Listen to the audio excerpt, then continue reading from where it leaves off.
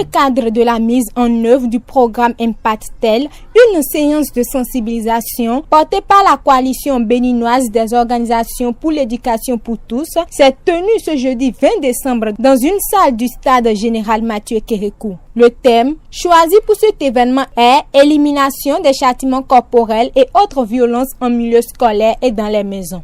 Le châtiment corporel en milieu scolaire est interdit.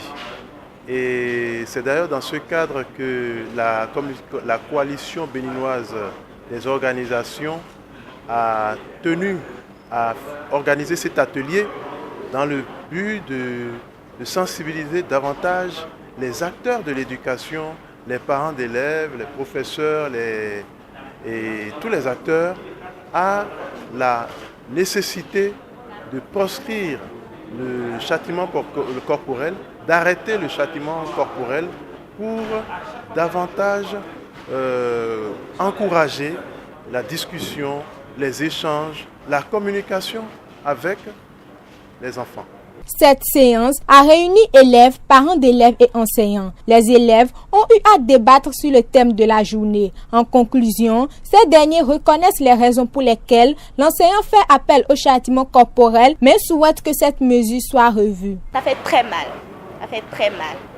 On ne sait pas trop bien. On a très mal au corps. Je propose qu'on élimine le châtiment corporel, qu'on essaye de discuter avec les enfants et qu'on essaye de leur parler, de chercher d'autres moyens pour pouvoir les amener à faire ce qu'on leur demande, mais pas de les frapper pour qu'ils aient des douleurs dans le corps. De leur côté, les parents d'élèves et enseignants ont compris que le châtiment corporel n'est pas le moyen efficace pour amener l'enfant à faire ce qu'on lui demande.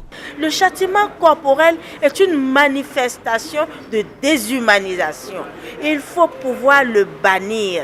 Et je crois que nous sommes engagés ensemble avec Plan Bénin et la coalition béninoise des organisations pour l'éducation pour tous à faire reculer les frontières de l'ignorance, à adopter les engagements qui se trouvent dans ce document pour que l'école béninoise soit une école totalement révolutionnaire où il y a la dignité humaine, où nos enfants désormais seront des citoyens du monde libres, heureux de grandir au sein de l'école où ils auront l'apprentissage de la plus belle manière sans être apeurés, dans l'assurance, dans la confiance totale.